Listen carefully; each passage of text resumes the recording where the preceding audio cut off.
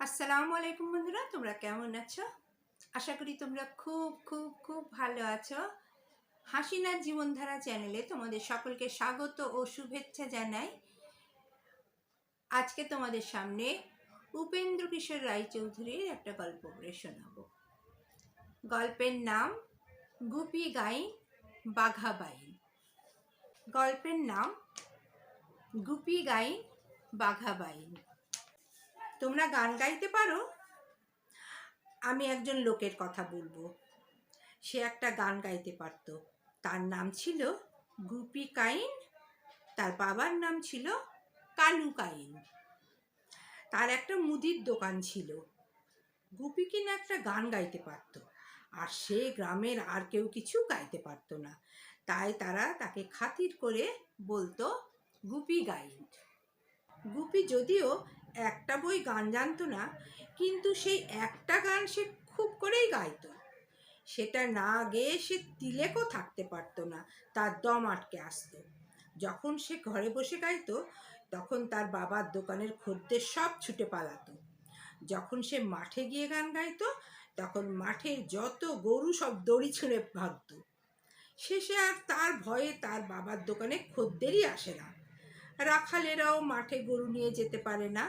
তখন একদিন কানু কাইন তাকে এই বড় বাঁশ নিয়ে তাড়া করতে সে ছুটে মাঠে চলে গেল। সেখানে রাখালের দল লাঠি নিয়ে আসতে বনের ভিতর গিয়ে খুব করে গলা ভাঁজতে লাগলো। গুপিদের গ্রামের কাছে আর একটা গ্রামে একজন লোক থাকতো। তার নাম ছিল পাঁচু পাইন। পাঁচুর ছেলেটির বড্ড ঢোলক বাজাবার শখ ছিল। বাজাতে বাজাতে সে ভীষণ ঢুলতে থাকতো, আর পা নাড়তো, আর চোখ পাকাতো, আর দাঁত খিঁচতো, আর ভ্রুকুটি করতো। তার গ্রামের লোকেরা তা দেখে হাঁ করে থাকতো আর বলতো, আহা হা হা হা হা, ও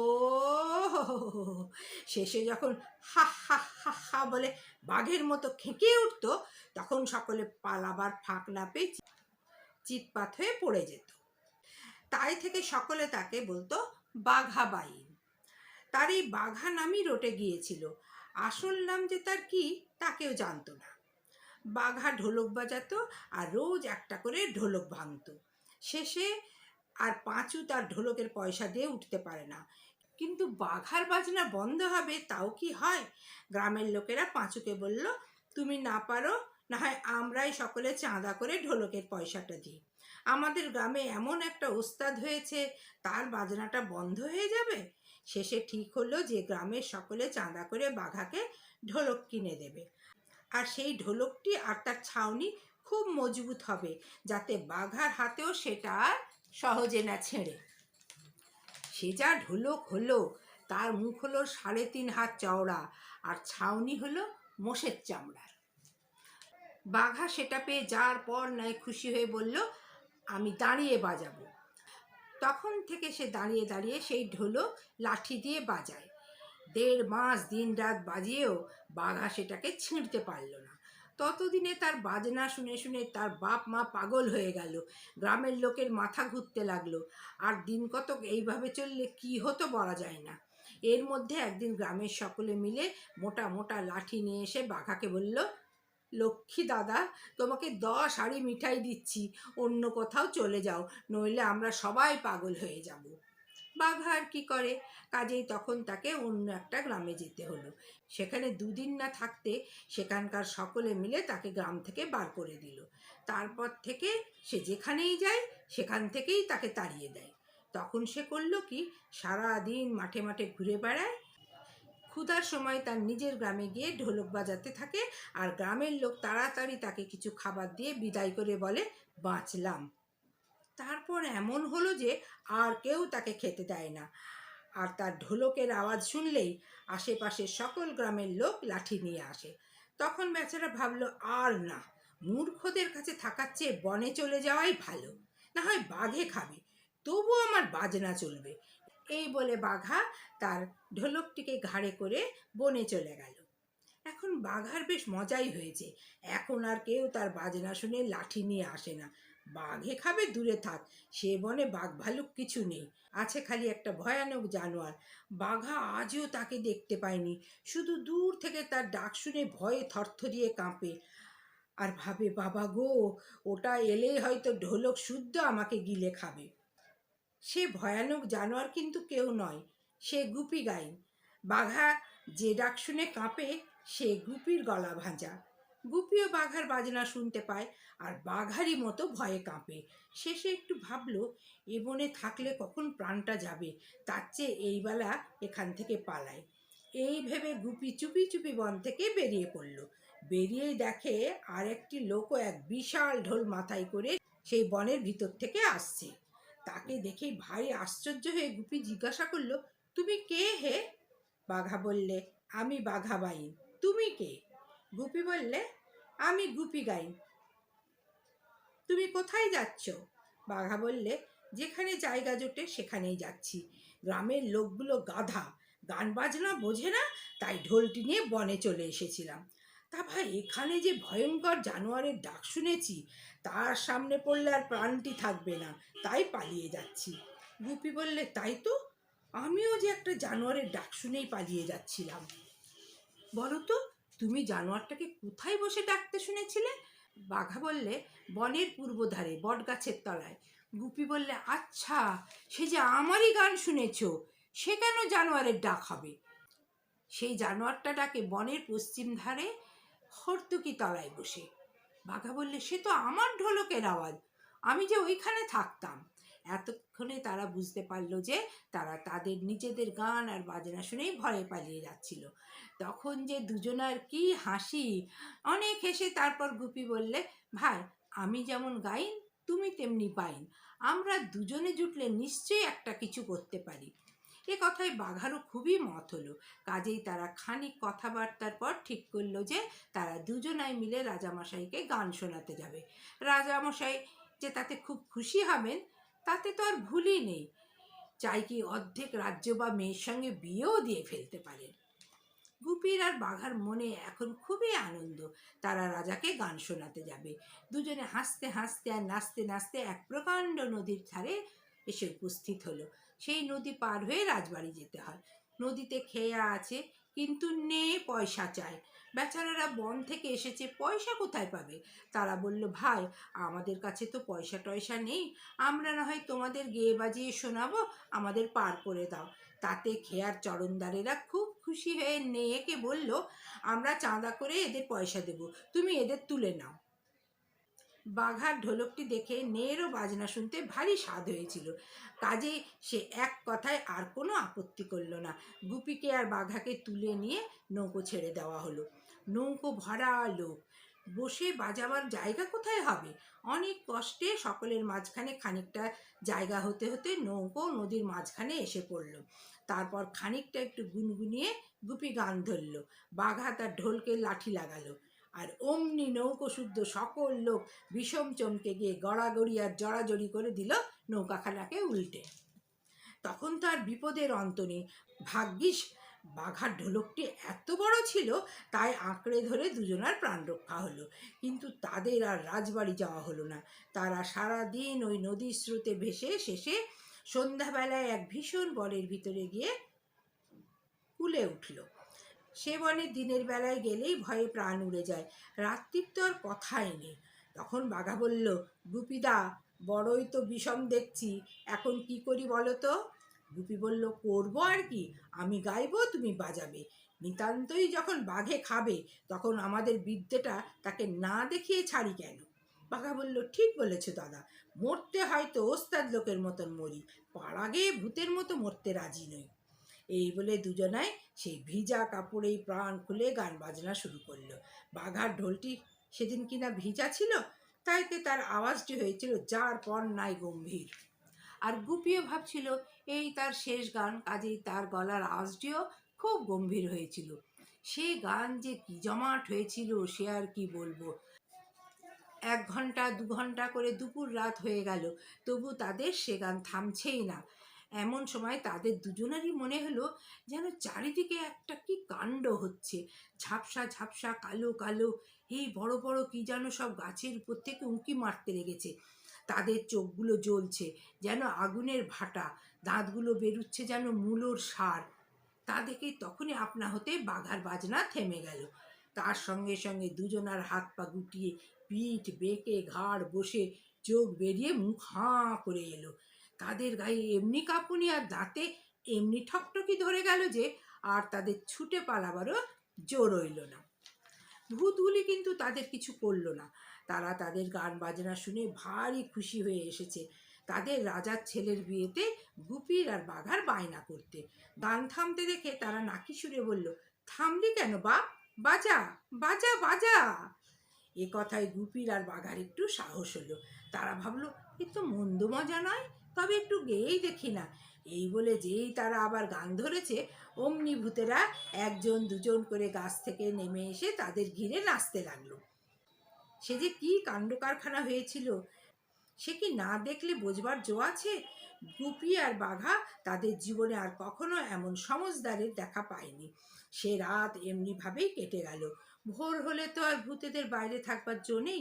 কাজেই তার একটু আগেই তারা বলল, চল বাবা, মোদের গোদার ব্যাটার বেটে, তোদের খুশি করে দিব। গুপি বলল, আমরা যে রাজবাড়ি যাব। ভূতেরা বলল, সে যাবি এখন, আগে মোদের বাড়ি একটু গান বাজনা শুনিয়ে যা, তোদের খুশি করে দেব। কাজেই তখন তারা দুজনে ঢোল নিয়ে ভূতেদের বাড়ি চলল। সেখানে গান বাজনা যা হলো সে আর বলে কাজ নেই। তারপর তাদের বিদায় করবার সময় ভূতেরা বলল, তোরা কি চাস? গুপি বলল, আমরা এই চাই যে আমরা যেন গেয়ে বাজিয়ে সকলকে খুশি করতে পারি। ভূতেরা বলল, তাই হবে। তোদের গান বাজনা শুনলে আর সে গান শেষ হওয়ার আগে কেউ সেখান থেকে উঠে যেতে পারবে না। আর কি চাস? গুপি বলল, আমরা এই চাই যে আমাদের যেন খাওয়া পরার কষ্ট না হয়। এ কথায় ভূতেরা তাদের একটি থলে দিয়ে বলল, তোরা যখন যা খেতে বা পড়তে চাস এই থলের ভিতরে হাত দিলেই তা পাবি। আর কি চাস? গুপি বলল, আর কি চাইবো তা তো বুঝতে পারছি না।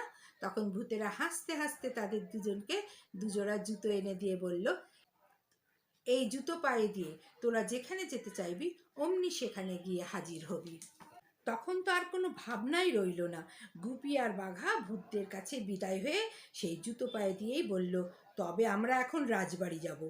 অমনি সেই ভীষণ বন কোথায় যেন মিলিয়ে গেল। গুপি আর বাঘা দেখলো তারা দুজনে একটা প্রকাণ্ড বাড়ির ফটকের সামনে দাঁড়িয়ে আছে। এত বড় আর সুন্দর বাড়ি তারা তাদের জীবনে কখনো দেখেনি। তারা তখনই বুঝতে পারলো যে এটা রাজবাড়ি। কিন্তু এর মধ্যে ভারী একটা মুশকিল হলো। রাজবাড়ির ফটকে যমদূতের মতো কতগুলো দারোয়ান দাঁড়িয়েছিল। তারা গুপি আর বাঘাকে সেই ঢোল নিয়ে আসতে দেখে দাঁত খিঁচিয়ে বলল, এই ও কাহা যাতা হ্যায়? গুপি থতমত খেয়ে বলল, বাবা, আমরা রাজামশাইকে গান শোনাতে এসেছি। তাতে দারোয়ানগুলো আরও বিষম চটে গিয়ে লাঠি দেখিয়ে বলল, ভাগো ইহা সে। গুপিও তখন নাক ছিটকিয়ে বলল, ইস, আমরা তো রাজার কাছে যাবই। বলতেই অমনি সেই জুতোর গুণে তারা তৎক্ষণাৎ গিয়ে রাজামশাইয়ের সামনে উপস্থিত হলো। রাজবাড়ির অন্দরমহলে রাজামশাই ঘুমিয়ে আছেন। রানী তার মাথার কাছে বসে তাকে হাওয়া করছেন। এমন সময় কথা নেই বার্তা নেই, গুপি আর বাঘা সেই সর্বনেশে ঢোল নিয়ে হঠাৎ গিয়ে উপস্থিত হলো। জুতোর এমনি গুণ, দরজা জানলা সব বন্ধ রয়েছে, তাতে তাদের একটুও আটকায়নি। কিন্তু আসবার বেলা আটকাক আর নাই আটকাক, আসবার পরে খুবই আটকালো। রানী তাদের দেখে ভীষণ ভয় পেয়ে এক চিৎকার দিয়ে তখনই অজ্ঞান হয়ে গেলেন। রাজামশাই লাফিয়ে উঠে পাগলের মতো ছুটাছুটি করতে লাগলেন। রাজবাড়িময় হুলস্থুল পড়ে গেল। সিপাই শান্তি সব খাঁড়া ঢাল নিয়ে ছুটে এলো।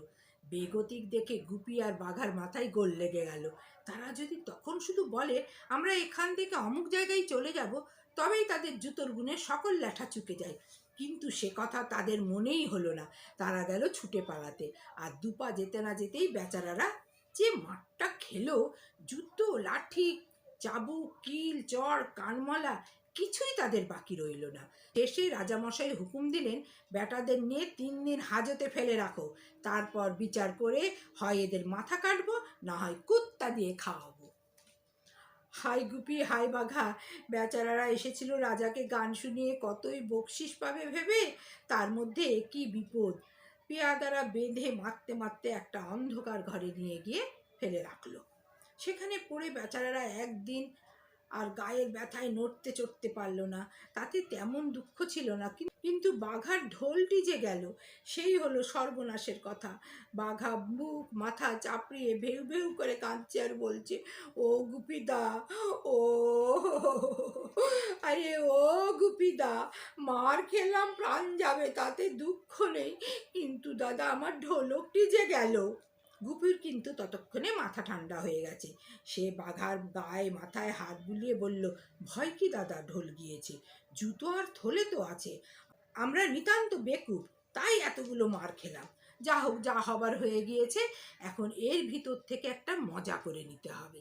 বাঘা এ কথা একটু শান্ত হয়ে বলল, কি মজা হবে দাদা? গুপি বলল, আগে তো খাবার মজাটা করে নিই, তারপর অন্য মজার কথা ভেবে দেখব। এই বলে সেই ভূতের দেওয়া থলির ভিতরে হাত দিয়ে বলল, দাও তো দেখি এক হাঁড়ি পোলাও। অমনি একটা সুগন্ধ যে বেরোলো, তেমন পোলাও রাজারাও সচরাচর খেতে পান না। আর সে কি বিশাল হাঁড়ি! গুপি কি সেটা থলির ভিতর থেকে তুলে আনতে পারে? যা হোক, কোনো মতে সেটাকে বার করে এনে তারপর থলিকে বলল, ভাজা, ব্যঞ্জন, চাটনি, মিঠাই, দই, রাবড়ি, শরবত শিগগির দাও। দেখতে দেখতে খাবার জিনিসে আর সোনার উপর বাসনে ভরে গেল। দুজন লোকে আর কত খাবে? সে অপূর্ব খাবার খেয়ে তাদের গায়ের ব্যথা কোথায় চলে গেল তার আর ঠিক নেই। তখন বাঘা বলল, দাদা চলো এই বেলা এখান থেকে পালাই, নইলে শেষে কুত্তা দিয়ে খাওয়াবে। গুপি বলল, পাগল হয়েছে নাকি? আমাদের এমন জুতো থাকতে কুত্তা দিয়ে খাওয়াবে? দেখাই যাক না কি হয়। এ কথায় বাঘা খুব খুশি হলো। সে বুঝতে পারল যে গুপিদা একটা কিছু মজা করবে। দুদিন চলে গেল, আর একদিন পরে রাজা তাদের বিচার করবেন। বিচারের দিন রাত থাকতে উঠে গুপি থলের ভিতর হাত দিয়ে বলল, আমাদের দুজনের রাজ পোশাক চাই। বলতেই তার ভিতর থেকে এমন সুন্দর পোশাক বেরোলো যে তেমন পোশাক কেউ তৈরি করতে পারে না। সেই পোশাক তারা দুজনে পরে তাদের পুরনো কাপড় আর বাসন কখানি পুঁটুলিতে বেঁধে নিয়ে জুতো পায়ে দিয়ে তারা বলল, এখন আমরা মাঠে হাওয়া খেতে যাব। অমনি রাজবাড়ির বাইরের প্রকাণ্ড মাঠে চলে এসেছে। সে মাঠের এক জায়গায় তাদের পুঁটুলিটি লুকিয়ে রেখে তারা বেড়াতে এসে রাজবাড়ির সামনে উপস্থিত হলো। দূর থেকে তাদের আসতে দেখে রাজার লোক ছুটে গিয়ে তাকে খবর দিয়েছিল, মহারাজ, দুজন রাজা আসছেন। রাজাও তা শুনে তার ফটকের সামনে এসে দাঁড়িয়েছিলেন। বাঘা আর গুপি আসতেই তিনি তাদের যার পর নাই আদর দেখিয়ে বাড়ির ভিতর নিয়ে গেলেন। চমৎকার একটি ঘরে তাদের বাসা দেওয়া হলো। কত চাকর, বামুন, পেয়াদা, পাইক তাদের সেবাতে লেগে গেল তার অন্ত নেই। তারপর গুপি আর বাঘা হাত পা ধুয়ে জলযোগ করে একটু ঠান্ডা হলেই রাজামশাই তাদের খবর নিতে এলেন। তাদের পোশাক দেখে অবধি তিনি ভেবে নিয়েছেন যে না জানি এরা কত বড় রাজাই হবেন। তারপর শেষে যখন তিনি গুপিকে জিজ্ঞাসা করলেন, আপনারা কোন দেশের রাজা? তখন গুপি হাত জোড় করে তাকে বলল, মহারাজ, আমরা কি রাজা হতে পারি? আমরা আপনার চাকর। গুপি সত্য কথাই বলেছিল, কিন্তু রাজার তাতে বিশ্বাস হলো না। তিনি ভাবলেন, কি ভালো মানুষ, কেমন নরম হয়ে কথা বলে, যেমন বড় রাজা তেমনি ভদ্রলোকও দেখছি। তিনি তখন আর বিশেষ কিছু না বলে তাদের দুজনকে তার সভায় নিয়ে এলেন। সেখানে সেদিন সে দুটো লোকের বিচার হবে। 3 দিন আগে যারা গিয়ে তার শোবার ঘরে ঢুকেছিল। বিচারের সময় উপস্থিত আসামি দুটোকে আনতে পেয়াদা গিয়েছে, কিন্তু তাদের আর কোথায় পাবে? এ 3 দিন তাদের ঘরে তালা বন্ধ ছিল, সেই তালা খুলে দেখা হলো সেখানে কেউ নেই, খালি ঘর পড়ে আছে। তখন তো ভারী একটা ছুটোছুটি হাঁকাহাঁকি পড়ে গেল। দারোগা মশাই ভীষণ খেপে গিয়ে পেয়াদাগুলোকে বকতে লাগলেন। পেয়াদারা হাত জোড় করে বলল, হুজুর, আমাদের কোনো কসুর নেই, আমরা তালা দিয়ে রেখেছিলাম, তার উপর আবার আগা গোড়া দরজার সামনে দাঁড়িয়েছিলাম। ও দুটো তো মানুষ ছিল না, ও দুটো ছিল ভূত, নইলে এর ভিতর থেকে কি করে পালালো? এ কথায় সকলেরই বিশ্বাস হলো। রাজামশাই প্রথমে দারোগার উপর রেগে তাকে কেটেই ফেলতে গিয়েছিলেন। শেষে ওই কথা শুনে বললেন, ঠিক, ও দুটো নিশ্চয়ই ভূত। আমার ঘরও তো বন্ধ ছিল, তার ভিতর এত বড় ঢোল নিয়ে কি করে ঢুকেছিল? তা শুনে সকলেই বলল, হ্যাঁ হ্যাঁ, ঠিক ঠিক, ও দুটো ভূত। বলতে বলতেই তাদের শরীর শিউরে উঠল, গা বেয়ে ঘাম পড়তে লাগলো। তখন তারা বাঘার সেই ঢোলকটির কথা মনে করে বলল, মহারাজ, ভূতের ঢোল বড় সর্বনেশে জিনিস, ওটাকে কখনো আপনার ঘরে রাখবেন না, ওটাকে এক্ষুনি পুড়িয়ে ফেলুন। রাজামশাইও বললেন, বাপ রে, ভূতের ঢোল ঘরে রাখবো, এক্ষুনি ওটাকে এনে পোড়াও। যে কথা বলা অমনি বাঘা দু হাতে চোখ ঢেকে হাও হাও হাও হাও করে কেঁদে গড়াগড়ি দিতে লাগলো। সেদিন বাঘাকে নিয়ে গুপির কি মুশকিলই হয়েছিল। ঢোল পোড়াবার নাম শুনেই বাঘা কাঁদতে আরম্ভ করেছে। ঢোল এনে তাতে আগুন ধরিয়ে দিলে না জানি সে কি করবে। তখন সেটা যে তারই ঢোল, সে কথা কি আর বাঘা সামনে রাখতে পারবে? সর্বনাশ, এখন বুঝি ধরা পড়ে প্রাণটাই হারাতে হয়। গুপির বড়ই ইচ্ছা হচ্ছিল যে বাঘাকে নিয়ে ছুটে পালায়, কিন্তু তার তো আর জো নেই। সভায় বসবার সময় যে সেই জুতোগুলো পা থেকে খুলে রাখা হয়েছে। এদিকে কিন্তু বাঘার কাণ্ড দেখে সভাময় এক বিষম হুলস্থুল পড়ে গেছে। সবাই ভাবছে বাঘার নিশ্চয়ই একটা ভারী অসুখ হয়েছে, আর সে বাঁচবে না। রাজবাড়ির বদ্যি ঠাকুর এসে বাঘার নাড়ি দেখে যার পর নাই গম্ভীরভাবে মাথা নাড়লেন। বাঘাকে খুব করে জোলাপের ওষুধ খাইয়ে তার পেটে বেলেস্তারা লাগিয়ে দেওয়া হলো। তারপর বদ্যি ঠাকুর বললেন, এতে যদি বেদনা না সারে তবে পিঠে আর একটা, তাতেও না সারলে দুপাশে আর দুটো বেলেস্তারা লাগাতে হবে। এ কথা শুনেই বাঘার কান্না তৎক্ষণাৎ থেমে গেল। তখন সকলে ভাবল, বদ্যি ঠাকুর কি চমৎকার ওষুধই দিয়েছেন, দিতে বেদনা সেরে গেছে। যা হোক, বাঘা যখন দেখলো যে তার কান্নাতে ঢোল পোড়াবার কথাটা চাপা পড়ে গেছে, তখন সেই বেলেস্তারার বেদনার ভিতরেই তার মনটা কতকটা ঠান্ডা হলো। রাজামশাই তখন তাকে খুব যত্নের সহিত তার ঘরে শুইয়ে রেখে এলেন। গুপি তার কাছে বসে তার বেলেস্তারায় হাওয়া করতে লাগলো। তারপর সকলে ঘর থেকে চলে গেলে গুপি বাঘাকে বলল, ছি ভাই, যেখানে সেখানে কি এমন করে কাঁদতে আছে? দেখো দেখি এখন কি মুশকিলটা হলো। বাঘা বলল, আমি যদি না কাঁদতুম তাহলে তো এতক্ষণ আমার ঢোলকটি পুড়িয়ে শেষ করে দিত। এখন না হয় একটু জ্বলুনি সইতে হচ্ছে, কিন্তু আমার ঢোলকটা তো বেঁচে গেছে।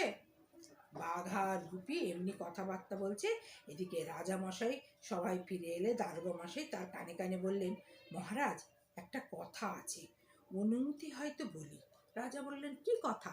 দারোগা বললেন, মহারাজ, ওই যে লোকটা গড়াগড়ি দিয়ে কাঁদলো, সে আর তার সঙ্গে ওই লোকটা সেই দুই ভূত, আমি চিনতে পেরেছি।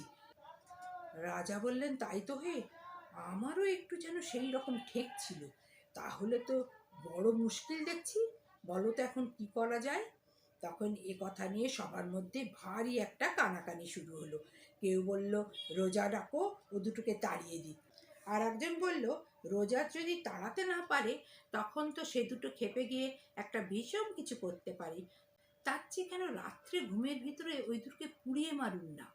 এ কথা সকলেরই খুব পছন্দ হলো, কিন্তু এর মধ্যে একটু মুশকিল এই দেখা গেল যে ভূতদের পোড়াতে গেলে রাজবাড়িতেও তখন আগুন ধরে যেতে পারে। শেষে অনেক যুক্তির পর এই স্থির হলো যে একটা বাগান বাড়িতে তাদের বাসা দেওয়া হবে। বাগান বাড়ি পুড়ে গেলেও বিশেষ ক্ষতি হবে না।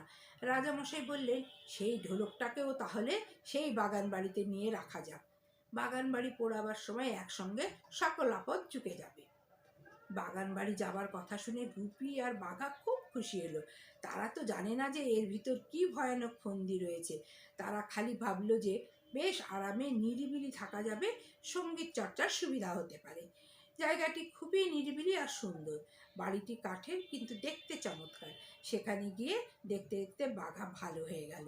তখন গুপি তাকে বলল, ভাই, আর এখানে থেকে কাজ কি, চলো আমরা এখান থেকে চলে যাই।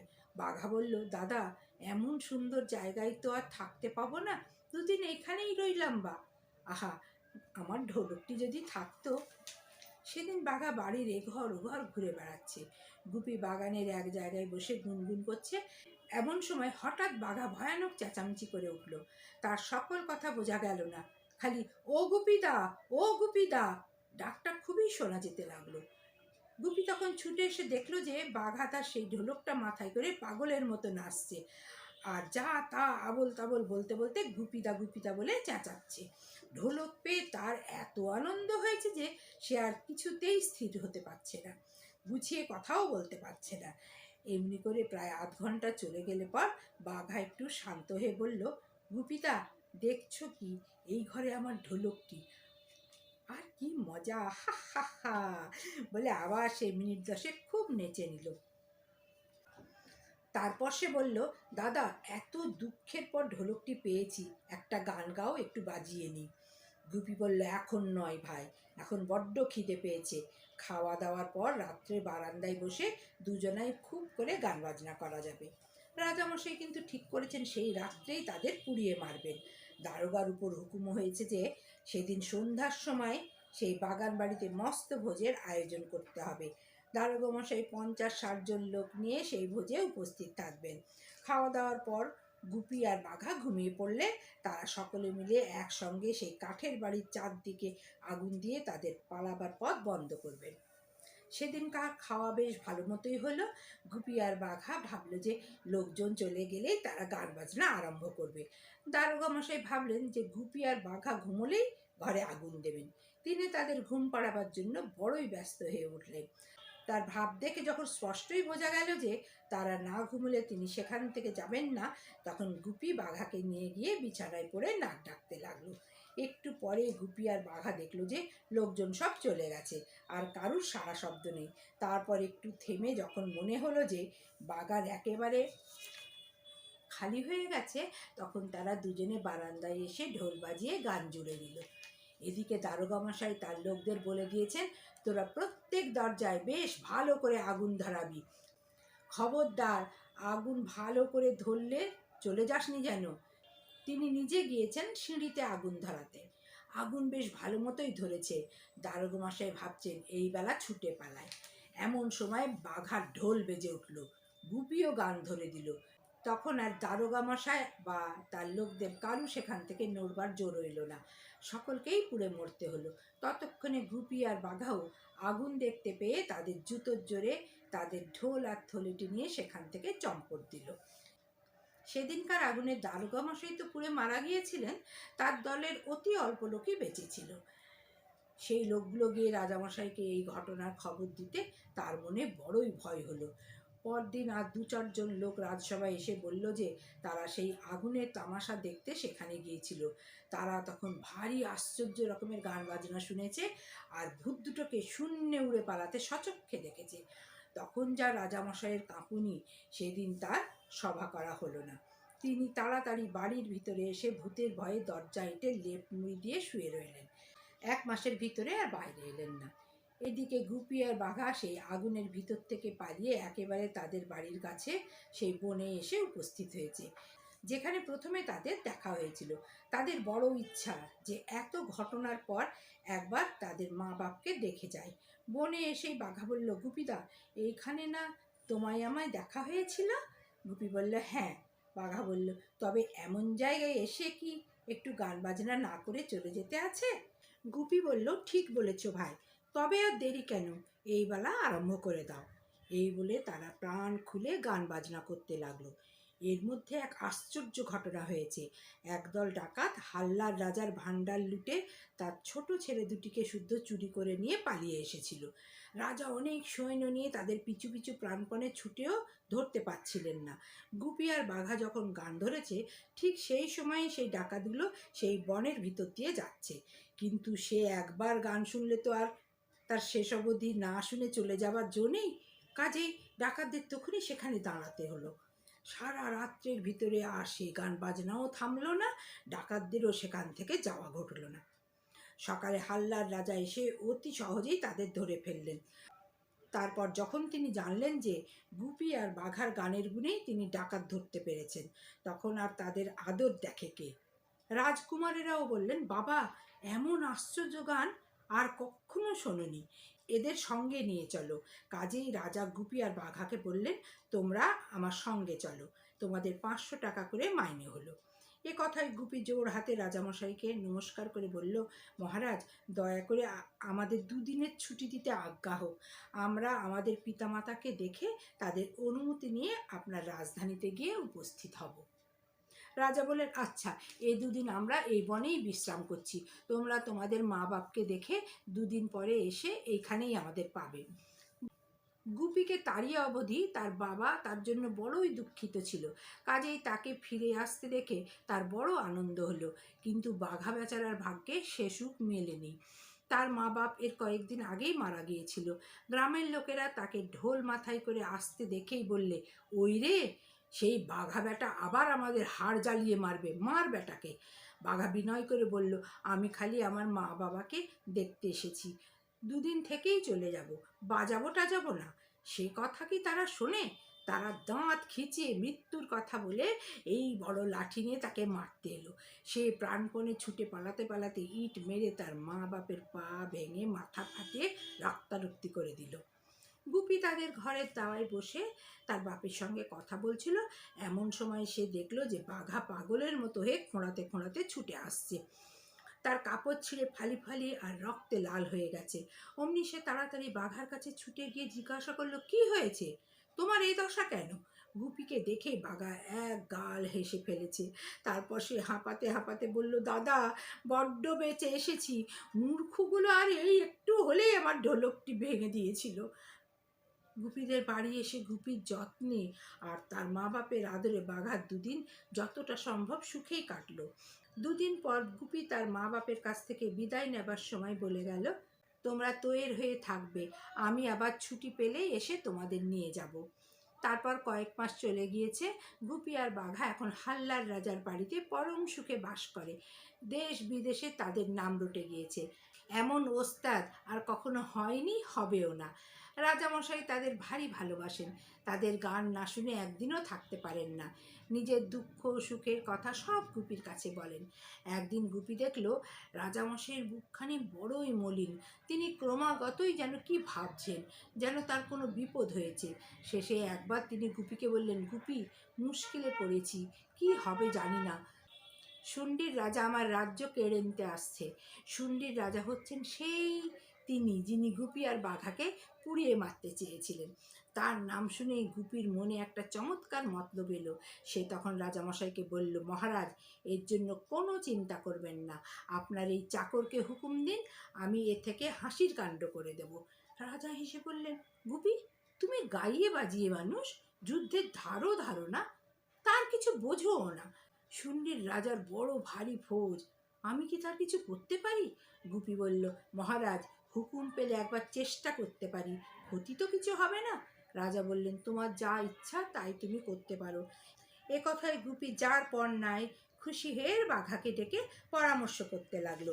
গুপি আর বাঘা সেদিন অনেকক্ষণ ধরে পরামর্শ করেছিল। বাঘার তখন কতই উৎসাহ। সে বলল, দাদা, এবারে আমরা দুজনে মিলে একটা কিছু করবই করব।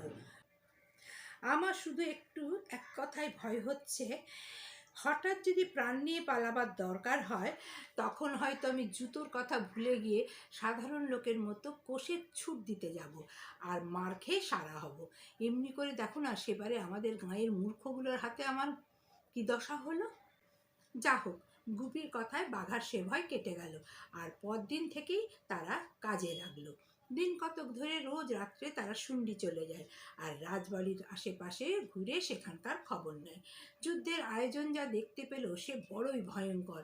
এই আয়োজন নিয়ে এরা হাল্লায় গিয়ে উপস্থিত হলে আর রক্ষা নেই। রাজার ঠাকুর বাড়িতে তো রোজ মহা ধুমধামে পুজো হচ্ছে। 10 দিন এমনিতর পুজো দিয়ে ঠাকুরকে খুশি করে তারা হল্লায় রওনা হবে। গুপি আর বাঘা এর সবই দেখলো। তারপর একদিন তাদের ঘরে বসে দরজা এঁটে সেই ভূতের দেওয়া থলিটিকে বলল, নতুন ধরনের মিঠাই চাই, খুব সরেস। সে কথায় থলির ভিতর হতে মিঠাই যা বেরুলো সে আর বলবার নয়। তেমনি মিঠাই কেউ খায়নি, চোখেও দেখেনি। সেই মিঠাই নিয়ে বাঘা আর গুপি শুন্ডির রাজার ঠাকুর বাড়ির বিশাল মন্দিরের চূড়োয় গিয়ে বসলো।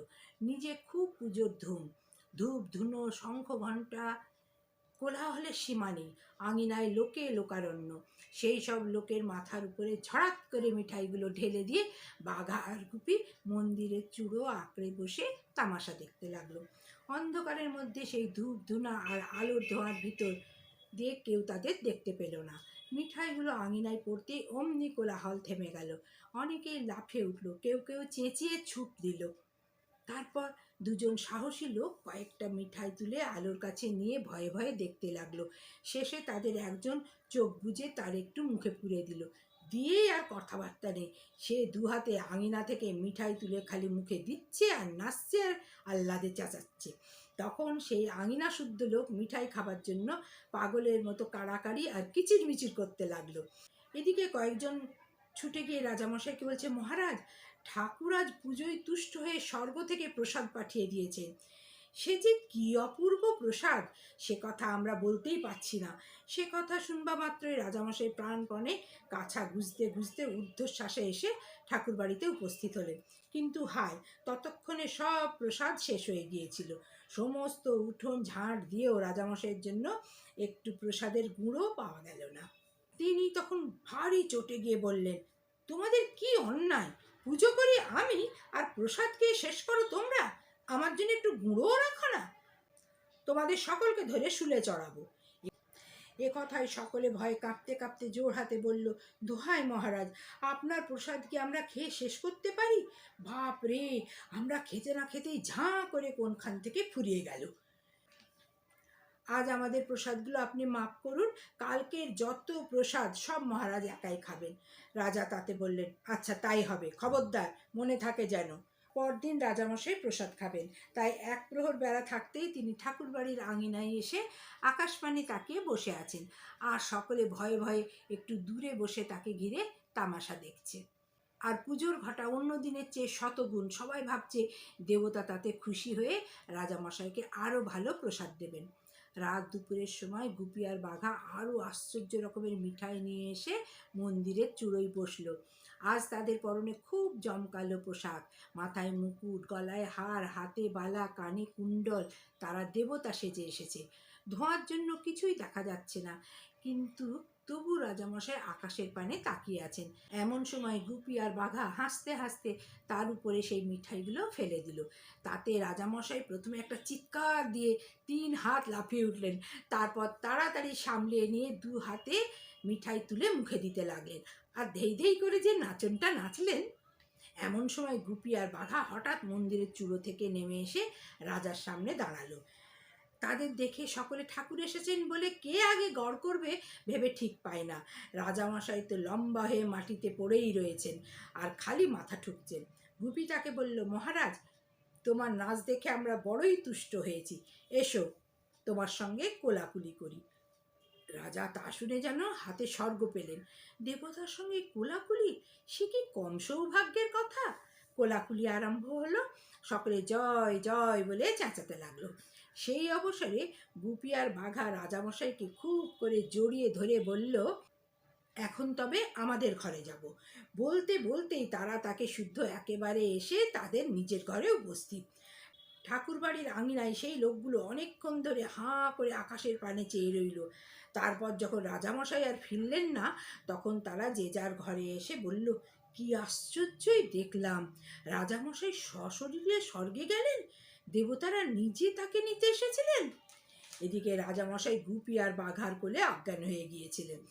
তাদের ঘরে এসেও অনেকক্ষণ তার জ্ঞান হয়নি। ভোরের বেলায় তিনি চোখ মেলে দেখলেন যে সেই 2টো ভূত তার মাথার কাছে বসে আছে। অমনি তিনি তাদের পায়ে পড়ে কাঁপতে কাঁপতে বললেন, দোহাই বাবা, আমাকে খেও না, আমি 200 মোষ মেরে তোমাদের পুজো করব। গুপি বলল, মহারাজ, আপনার কোনো ভয় নেই, আমরা ভূতও নই, আপনাকে খেতেও যাচ্ছি না। রাজামশাইয়ের কিন্তু তাতে একটুও ভরসা হলো না। তিনি আর কোনো কথা না বলে মাথা গুজে বসে কাঁদতে লাগলেন। এদিকে বাঘা এসে হাল্লার রাজাকে বলল, কাল রাত্রে আমরা শুন্ডির রাজাকে ধরে এনেছি, এখন কি আজ্ঞা হয়? হাল্লার রাজা বললেন, তাকে নিয়ে এসো। 2 রাজার যখন দেখা হলো, তখন শুন্ডির রাজা বুঝতে পারলেন যে তাকে ধরে এনেছে। হাল্লা জয় করা তো তার ভাগ্যে ঘটলই না, এখন প্রাণটিও যাবে। কিন্তু হাল্লার রাজা তাকে প্রাণে না মেরে শুধু তার রাজ্যই কেড়ে নিলেন। তারপর তিনি গুপি আর বাঘাকে বললেন, তোমরাই আমাকে বাঁচিয়েছ, নইলে হয়তো আমার রাজ্যও যেত, প্রাণও যেত। শুন্ডি রাজ্যের অর্ধেক আর আমার 2টি কন্যা তোমাদের দুজনকে দান করলাম। তখন খুবই একটা ধুমধাম হলো। গুপি আর বাঘা হাল্লার জামাই হয়ে আর শুন্ডির অর্ধেক রাজ্য পেয়ে পরম আনন্দে সঙ্গীতের চর্চা করতে লাগলো। গুপির মা বাপের মান্য আর সুখ তখন দেখে কে? বন্ধুরা, তোমাদের যদি ভালো লেগে থাকে তাহলে লাইক, কমেন্ট, শেয়ার করো। নতুন হলে সাবস্ক্রাইব করতে কিন্তু ভুলো না। তোমাদেরকে অফুরন্ত স্নেহ, ভালোবাসা, শ্রদ্ধা জানিয়ে এখানেই শেষ করছি। আল্লাহ হাফিজ।